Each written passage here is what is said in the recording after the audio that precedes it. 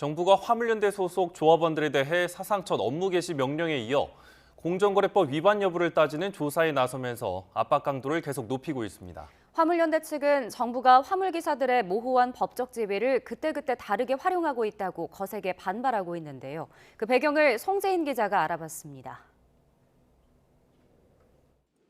정부가 화물연대 총파업과 관련해 업무 개시 명령을 공식적으로 언급한 건 지난달 24일. 정당한 사유가 없는 이번 집단운송 거부가 국가 경제에 매우 심각한 위기까지 초래한다면 화물자동차 운수사업법에 근거하여 업무 개시 명령을 발동하겠습니다. 이후 화물연대 조합원들 사이에선 자조 섞인 얘기가 나왔습니다. 30년 동안 요구해온 노동자 지위를 정부가 드디어 인정해줬다는 얘기입니다.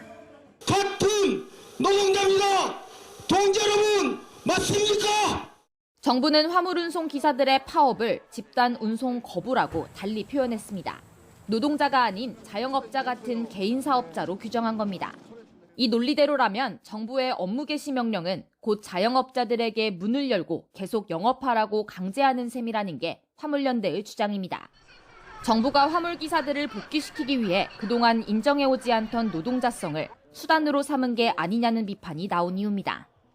근로자에만 적용되는 건 아니긴 하고요. 다만 그 배경과 내용을 봤을 때는 화물 운수 종사자들이 노동자로서 연대하여 단체 행동으로서 쟁의행위를 할 경우에 거기에 대한 대응하는 수단으로서 이게 만들어진 제도이기 때문에 공정거래위원회 조사에선 화물연대 조합원들은 노동자가 아닌 분명한 사업자입니다. 다른 기사의 운송 거부를 강요하거나 방해하는 등 불법 행위를 한 건지 조사에 나선 건데 제시된 근거 조항의 주어는 모두 사업자입니다. 고용 노동자라고 해서 사업자성이 부정되는 건 아니거든요. 사업자가 될 수 있다라는 생각에서 이제 화물연대 측은 정부가 법적으론 사업자지만 업무 성격은 노동자에 가까운 특수형태 종사자의 모호한 법적 지위를 마음대로 활용하고 있다고 반발합니다. 정부는 입맛대로 골라서 어쩔 때는 노동자성을 이야기하고 또 어떤 부분에서는 사업자 단체다, 자영업자다라는 걸 강조해서 정부가 편한 대로 화물 노동자들을 정의 내리고 있는 것은 좀 유감이라고 생각합니다.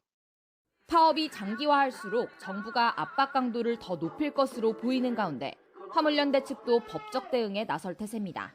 YTN 송재인입니다.